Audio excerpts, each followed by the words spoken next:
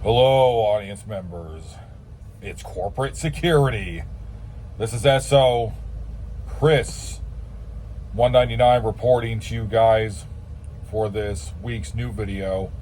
And due to a question that one of my best friends asked me, who works also in hospital security, I'm going to be doing a part 2 today for what to expect when it comes to the levels of danger and violence when you do unarmed security. So this part 2, this is so altogether I worked at this job in psych security for about 2.5 years. So what I told you last week was something that actually happened in year 2. So I'm going to tell you what happened in year 1, and this is around when I first started, okay?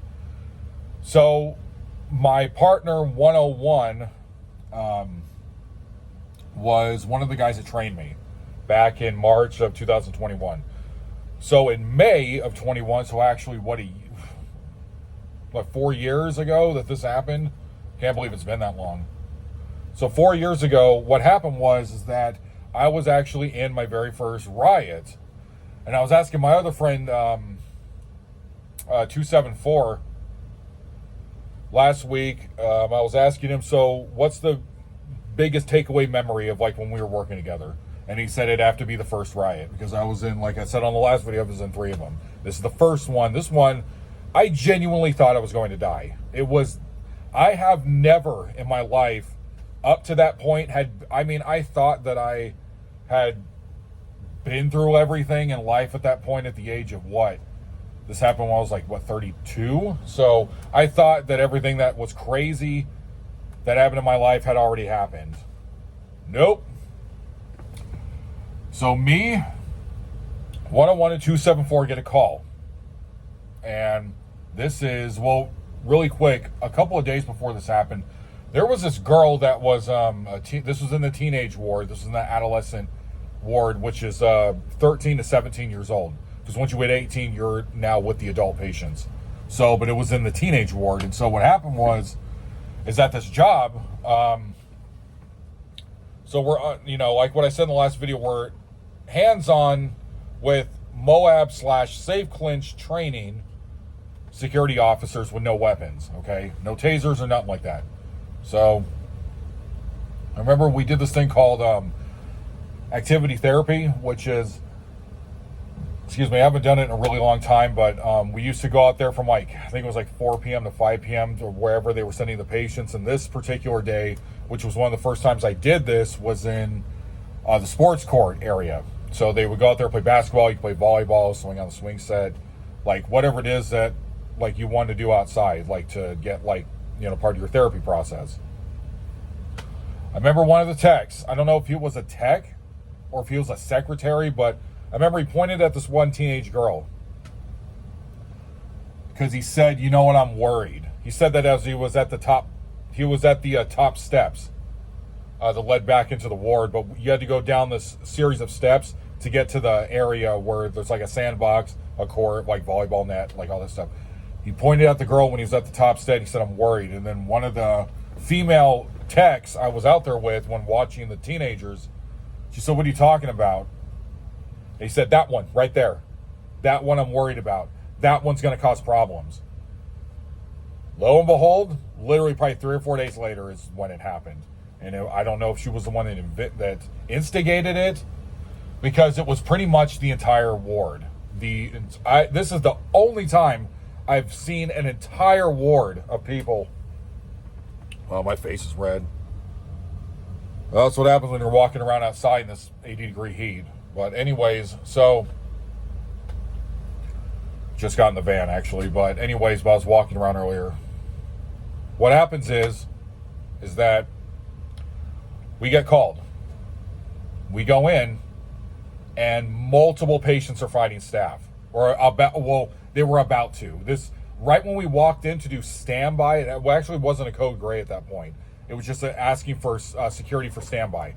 We go in, and what happens is that I see it all unfold. One of the techs who actually worked security with us back then had told us a week later when she came into work, because she would do security on Sundays when I would work, But then the rest of the week, for the other 5 days she was booked, she'd do 12s as a tech. And so she told me like a week later, yeah, I already knew all that was going to happen. They were saying it was going to happen because she was on the day shift. They were all whispering it to each other because of whatever reason it was involving the chief nurse. I don't know what the exact reason was, but it involved the main guy that was in the ward. So, the main staff member. So, right when I walk in and stand by, I see this teenage girl. It wasn't the same one they were talking about. It was a different one. Said something. And then walked up to the chief nurse and pulled the pen right out of his pocket. It was on the, like one of the things on his front of his shirt, the scrubs. He then puts her in a bear hug and says that your behavior, it tries to tell her your behavior is unacceptable. This has been going on all day. You are not allowed to touch me. Right as that was happening, that all the kids just started fighting.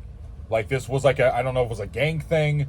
I don't know if it was someone was being targeted. I don't exactly remember what the reason was, but they all started fighting each other on one side of the ward, which housed 12 patients. So altogether, the teen ward had 24. So it was one side and one side with the nurses station in the middle. I seriously thought I was going to die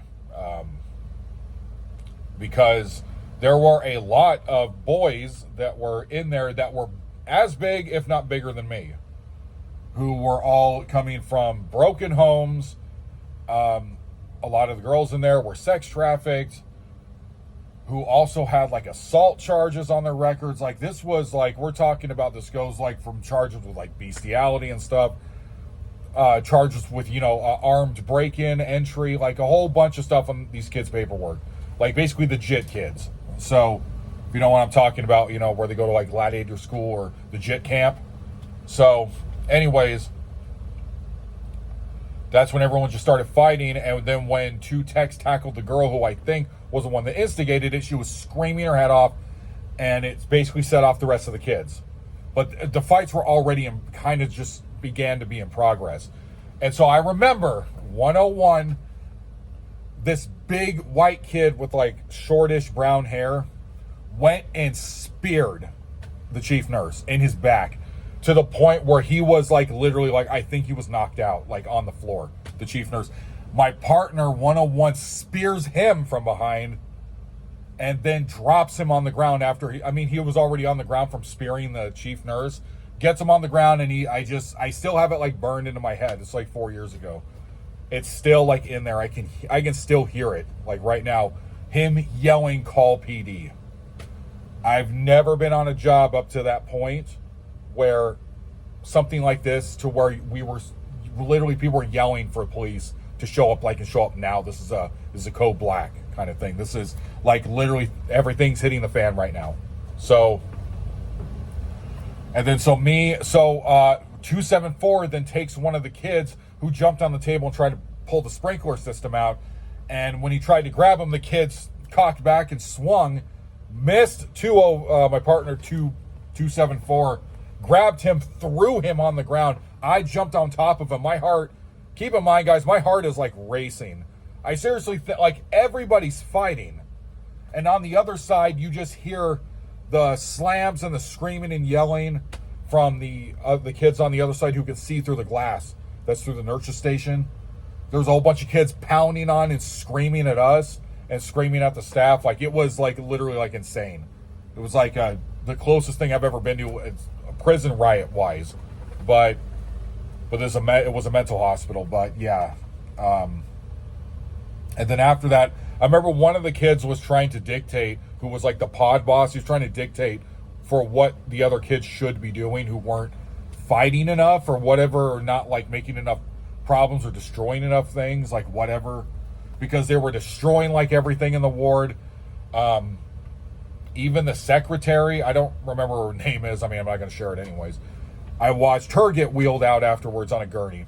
Severe concussion. Same thing, chief nurse, severe concussion. I remember that happening. And PD then came in as a battalion. Right when they came in through the doors, I don't know who let them in, but the next thing I remember is the girl who I think instigated everything. She was being held by, I think, a nurse and a tech. she used the leverage of her being held up like this. She used their leverage to kick her feet up in the air, and she booted the sheriff, who was like ahead of this platoon, like whatever it's called, the battalion, because it was like 5 police officers came in, and the guy, I think, who was the head, she booted him right in the jaw. He then grabs her from the 2 techs and like with force slams her on the ground, yelling, "You're under arrest," like you've committed an assault, like, stuff like that. And I remember when I got up, I like apologized to the teenager, saying like, "Hey, I'm sorry about that I had to hold you on the ground," because I was like terrified he was going to get up and just start going like teeing off on me. Thank God he didn't. And then there was another kid who just walked up, who was probably like 6'1" or 6'2", who walked up to me and my partner when we had his friend on the ground, and he was just telling us, "Get off of him, or like I'm going to beat your asses." And this was while the riot was in progress. And I think God intervened, and he did not lessen the restraint on evil. He put restraint, because I think God protected me from him physically assaulting me with other kids. One of the girls, as the police were coming in, one of the other females who, her and her roommate or bunkie started teeing off on one of the female techs.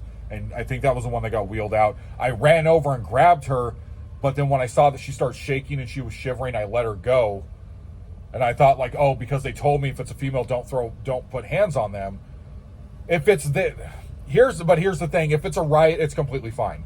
It's just something that went through my head because I was trying to still obey the rules in this really chaotic like situation. So, because I was like 2 months into the job, completely terrified, did not know what to do, was waiting for directions from my partners who were training me. So I watched every single kid except for one. So 11 kids I watched get arrested that night, and they all went to they shipped them all to the JIT camp. It's like 4 years ago. I still remember that plainly, like in my head. So one of them, before the police made all the arrests, when I grabbed her, when I let her go, she spit in my face. And then she called me something I'm not going to repeat on here, but I was being called a whole bunch of things, like in this moment. I mean, I was literally in my head. I was screaming for God to help me. Like, I kept screaming, "Jesus, send the angels now." Like, this is code red. Like, I need your help now. Like, I was literally screaming in my head, "God, help us now. Like, I need it now." And so the police came. She was arrested. They lined them all up in the hallway outside the ward. I watched all of them get handcuffs thrown on them. And then afterwards, I watched, like I just said, I watched 2 staff members get wheeled out by EMTs on gurneys. I think they both came back like a week later, I think. And then after that, we had to write like all these incident reports. And I think I didn't even know how to do them at the time. I was watching 101 and 274 write them, like type them out on the computer for police. They wanted like timestamps, like because they were going to use a lot of these, get subpoenas, like for us to use our footage to press charges on all the kids, which is what ended up happening. So yeah, that was for $14.25 an hour. I almost died. So yeah, one of the most insane times of my life. But yeah, all of them got arrested, and then they just basically started breaking up all the teenagers on the other side, just started splitting them up, and then as Monday came, just started getting new patients, and that's pretty much all that happened. Every single one of them went to the teen prison, whatever that, I don't know what it's called or where it's at or anything, but they all got sent there. So I think they're all adults now. So anyways, that's my story, as completely raw, unfiltered. I gave it to you guys hardcore, okay? So I was willing to do anything for this job to keep the people safe, okay? So yeah, salute to 101 and 274 for training me and making sure that I wasn't going to get my head stomped in. So thank you guys for that. This is SO Security Officer Chris 199, and I'm out of here.